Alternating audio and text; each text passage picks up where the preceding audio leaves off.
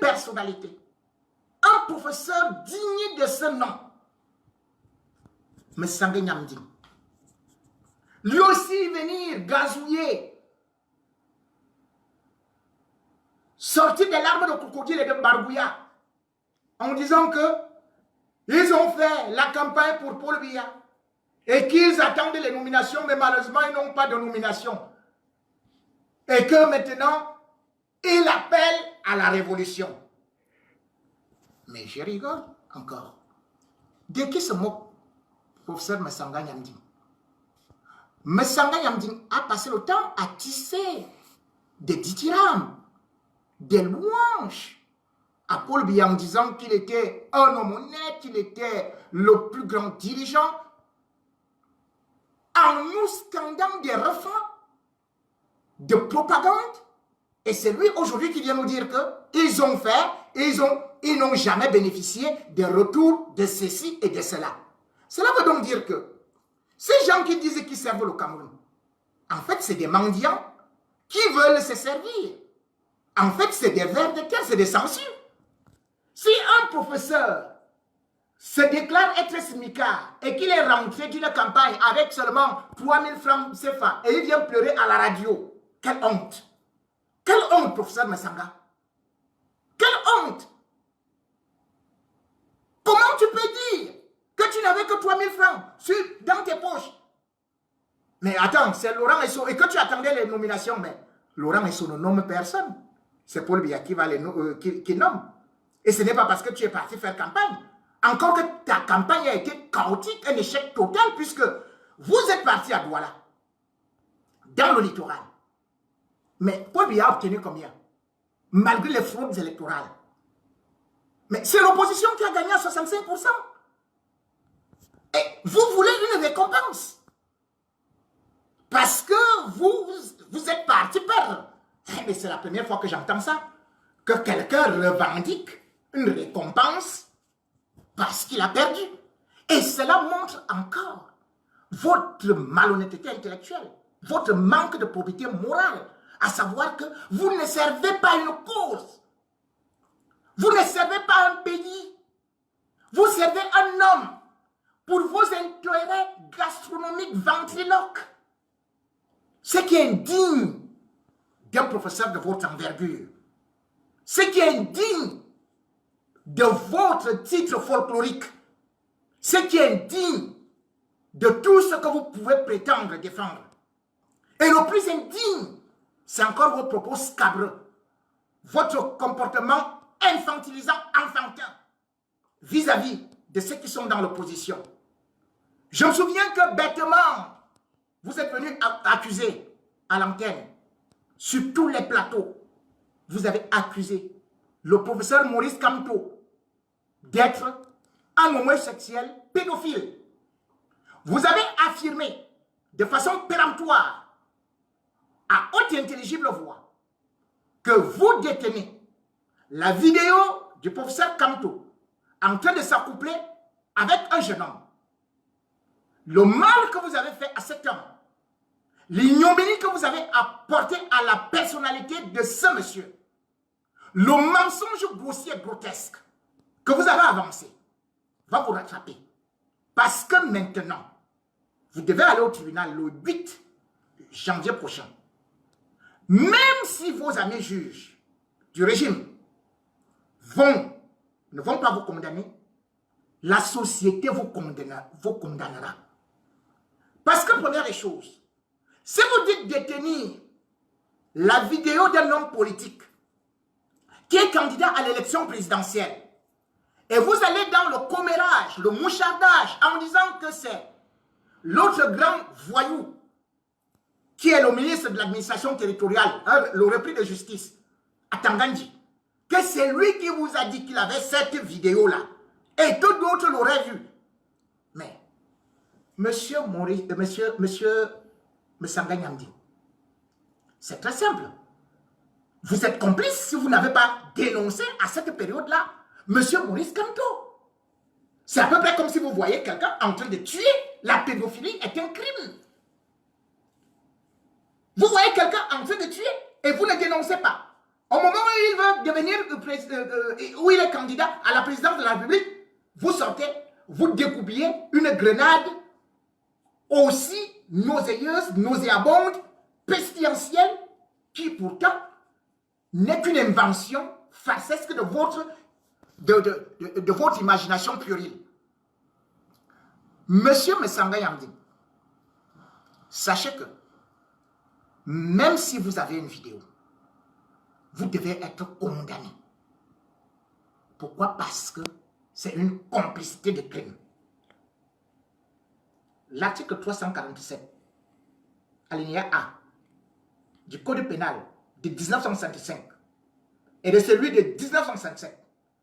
L'article 347 bis du Code pénal de 1972 condamne non seulement celui qui commet des actes de pédophilie ou d'homosexualité au Cameroun, mais aussi celui qui en est le détenteur ou qui le couvre.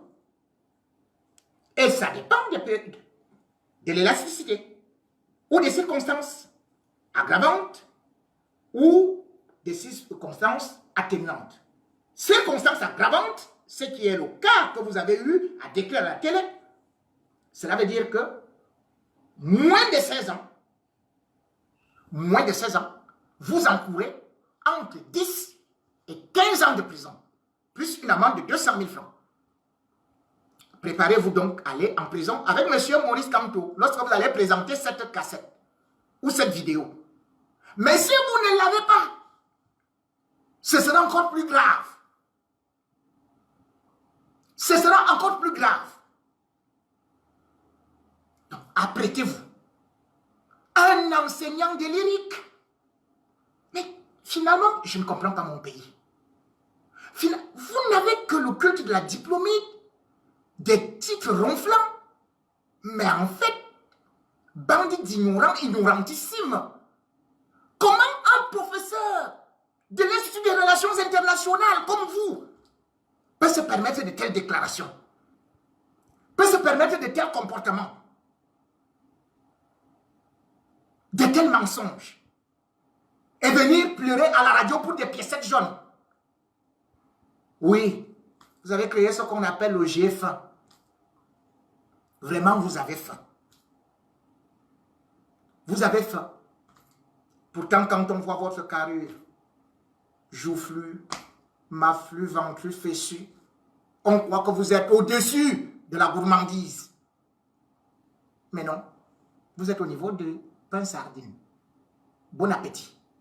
Mais cependant, je devrais quand même dire que dans l'histoire, vous tous qui avez soutenu le régime par le mensonge, maintenant vous dites que c'est les autres qui volent. Mais non, vous faites partie du régime.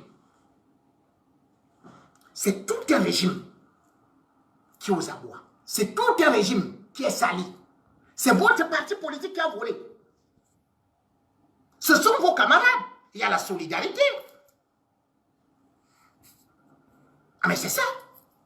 Vous avez défendu ce régime contre vent, marée et de choses. Et ras de marée. Aujourd'hui, vous voulez vous enfuir et lancer une révolution caméléonesque. Mais non. Vous êtes de quelle couleur? Ou vous êtes de l'opposition, ou vous êtes du régime. Vous voulez vos cadeaux de Noël. Allez demander calmement à Paul Biya, au lieu de venir aboyer à la télé, salir les personnalités, mendier, avec qui de surcroît? Avec Roméo Dika. Quand vos enfants vous regardent, vous dites que vous essuyez les larmes en studio parce que vous pleurez, que vous n'avez pas été récompensé, vous n'avez pas eu le pain sardine. Quand tu rentres, ton enfant te dit quoi? Papa, vous aussi vous êtes sardinard? Oui, professeur Sardinard. Mon fils, je suis sardinard. République de Sardinard. Personne au-dessus de la gourmandise. Ayez pitié de vos enfants. Tout comme ça me fait pitié. Ces enfants qui sont dans le nord-ouest. dans le sud-ouest, qui eux n'auront pas leur papa sur les écrans de télé, les plateaux de télé, qui eux vont passer la nuit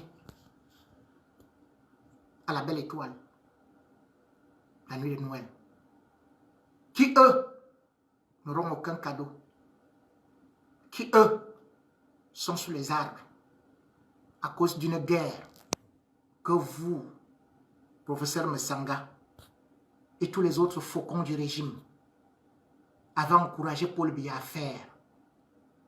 Voilà notre pays qui est détruit. Voilà ces petits-enfants qui sont dans les bosquets. Les mamans qui accouchent sous des arbres.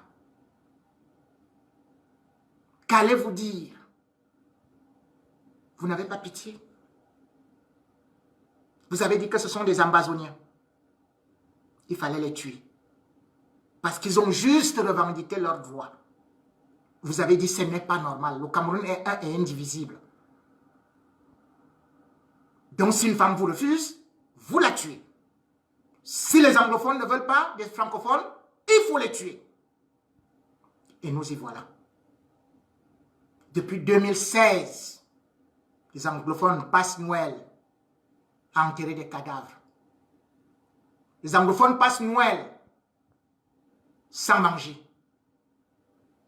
Et voilà encore le rapport de la cellule humanitaire, du bureau humanitaire, de la cellule de coordination humanitaire des Nations Unies qui vient de tomber. Qui nous dit que la guerre que Paul Biya est parti créer dans des régions anglophones a déjà provoqué, touche 4 millions de personnes. Et 1 300 000 personnes sont actuellement sans nourriture, sans maison, sans rien. Qu'il y a 427 000 déplacés déjà au Nigeria.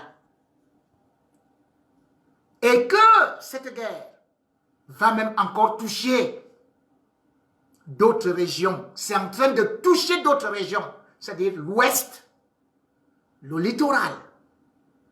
Ça avance comme l'incendie. Ça broie tout sur le chemin. Une guerre qu'on aurait pu éviter.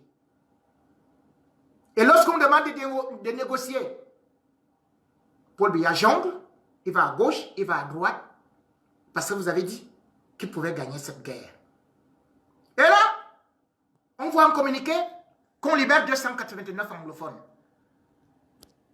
Le communiqué est signé Mbongo. L'exécution est faite par le ministre de la Défense.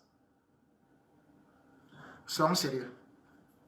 Un décret présidentiel pour amnistier des gens, un décret pour amnistier des gens est signé du chef de l'État. Les Camerounais n'ont jamais élu Ngongo plutôt, voulais-je dire. Ils n'ont jamais élu Ngongo, président de la République. Ils n'ont jamais élu Betia Somon, qui est ministre de la Défense, président de la République. Un président de la République qui est incapable de prendre une décision et de signer. On envoie un communiqué. Ce qui signifie que tout cela montre qu'il n'a pas de volonté. Puisque cet acte, ce communiqué du ministre de la Défense et du secrétaire général de la présidence sont nuls et de nul effet. Et par ailleurs, vous avez vu, le porte-parole de l'Ambazonie, des forces ambazoniennes, Tanko Evo, qui a bel et bien dit qu'il rejetait cela. Comment vous pouvez créer un comité de désarmement sans pour autant discuter? Ça ne peut pas marcher. Je l'ai déjà dit, je le répète.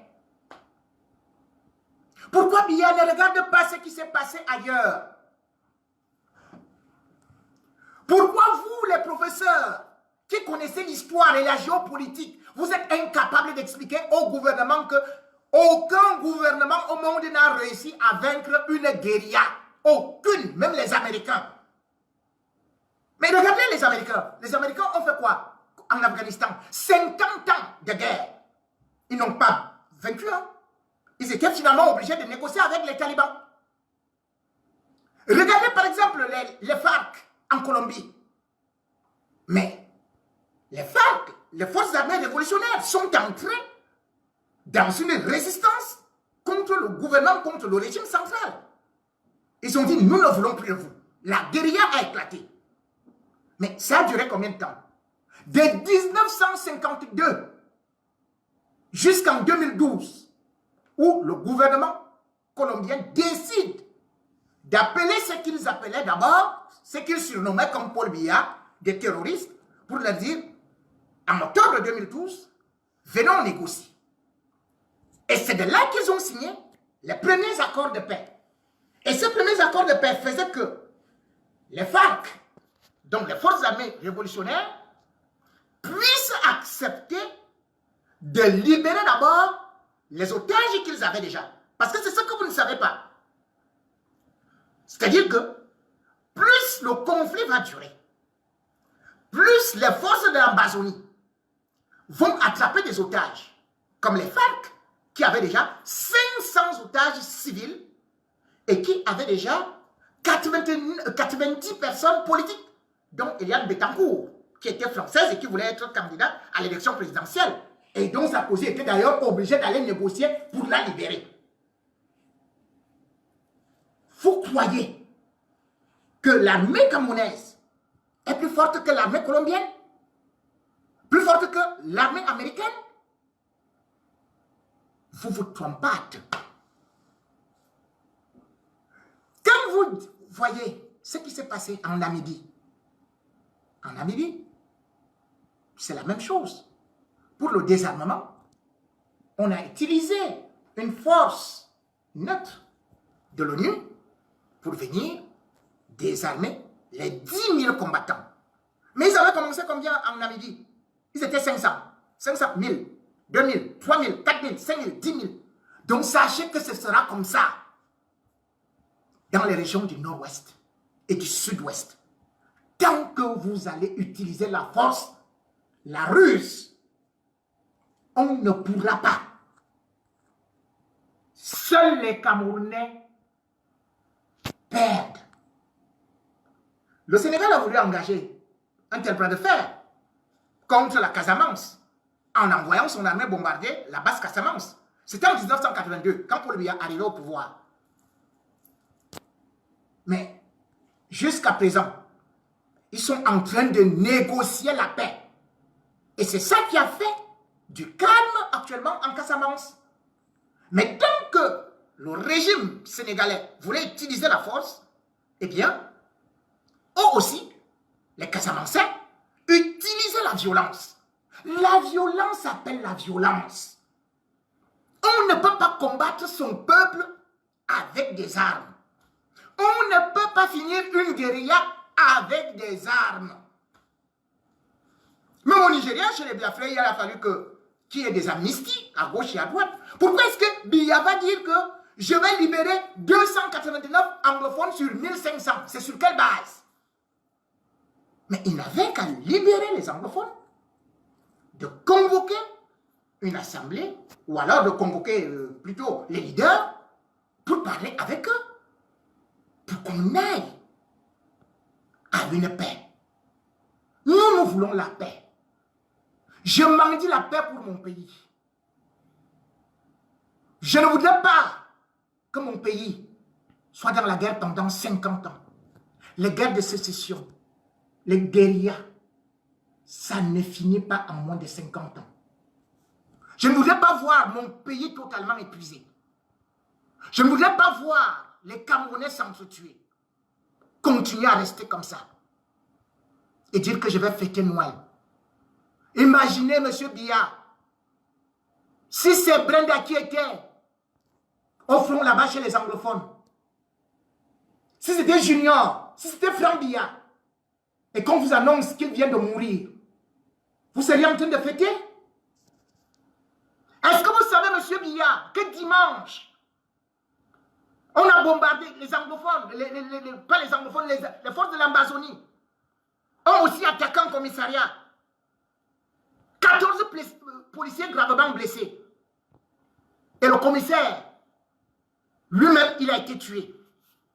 Pendant ce temps, les forces armées tuent aussi les Ambazoniens. Tout ça, c'est des Camerounais. Monsieur Biya, je vous interpelle. Si vous êtes un père de famille, réunissez votre famille. On ne peut pas continuer cette guerre. Monsieur Biya, quel est l'héritage que vous voulez laisser à vos enfants? Que du sang? Monsieur Biya, appelez les évêques, appelez les imams, appelez l'opposition, appelez les séparatistes pour mettre fin à cette guerre. Et puis je vous suggère, pour le prochain gouvernement, vous ne pouvez pas entreprendre quoi que ce soit avec ces gens qui ont des mains trempées de sang. Faites un gouvernement courageux. Trouvez même un premier ministre qui soit un anglophone charismatique ou un homme de la société civile charismatique qui peut jouer le lien entre les anglophones, les francophones, entre l'armée et les séparatistes. Autrement dit, ce sera l'ONU qui va le faire. Et c'est ce que nous ne souhaitons pas. J'interpelle les hommes politiques. Que vous soyez de l'opposition ou du régime, de changer de ton, d'aller à la réconciliation. Aujourd'hui, le régime Biya ne peut plus tenir rien qu'avec le RDPC. Il faut un gouvernement d'union nationale. Que M. Biya prenne, que ce soit des gens de l'opposition, oui, ce ne sera plus la mangeoire, parce qu'il s'agit de préserver les intérêts du Cameroun. Il s'agit de préserver les vies humaines. Il s'agit de préserver tous ces enfants qui sont totalement déjà dans la rue et qui vont se transformer en grands braqueurs, en grands sanguinaires, en grands tueurs. J'interpelle l'Église, le cardinal Toumi, Monseigneur Cléda, d'intervenir. Ne laissez pas pourrir la situation. Je demande à tout homme politique, qu'il soit de gauche, de droite ou du centre, il ne s'agit plus de soutenir Biya. Il a 86 ans. Il est au soir de son existence. Mais l'avenir, c'est devant. S'il vous tend la main, prenez cette main. Saisissez cette opportunité pour régler ce conflit que lui ne peut plus régler. Il faut un nouveau gouvernement fort, dynamique, intègre, qui peut nous conduire non seulement à sortir de la crise, mais nous relancer sur le plan économique et nous ouvrir les portes internationales. Parce qu'aujourd'hui, le Cameroun, sur le plan international, comme je vous ai dit, n'est plus reconnu. Le Cameroun est devenu rien du tout. Ensemble, reconstruisons notre pays. Ensemble, faisons des concessions. On ne peut pas dire qu'on ne peut pas négocier avec les anglophones ou bien avec les leaders qui sont en prison. Il faut une amnistie générale. Monsieur Paul Biya, amnistie générale. Et c'est à partir de là qu'on va donc décréter, par exemple, que les accords de paix, on va les signer avec le dépôt des armes. Je vous dis que quand ça s'est passé en Casamance, ce n'est pas hier. C'était en 2012 et ça a continué en 2016 et c'est maintenant en 2018. C'est comme aussi les FARC. Je vous ai dit, quand ça a commencé, progressivement, on pense les plaies. On refait la famille. On se pardonne. Comme les Rwandais l'ont fait. Entre les Tutsis et les Hutus. Regardez comment le Rwanda évolue aujourd'hui. Nous sommes un peuple, nous sommes une nation. Et nous devons accepter le pardon. Nous devons accepter la fusion. Nous devons aller dans l'union et non dans la division.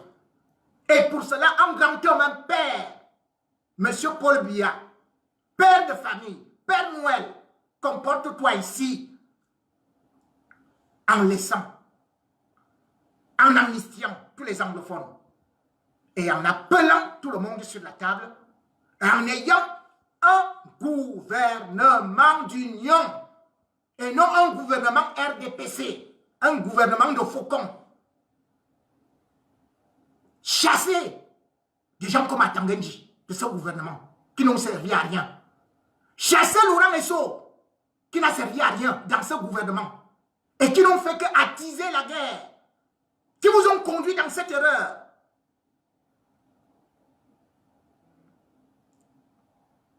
Je vous donne juste encore ce crédit de Père Noël. Nous allons accepter parce qu'il s'agit d'un pays. Nous allons accepter parce qu'il s'agit de l'avenir de nos enfants. Nous allons accepter parce que nous sommes des humains. Et comme le disait Franklin Roosevelt, il n'y a jamais de bonne guerre, ni de mauvaise paix. Merci.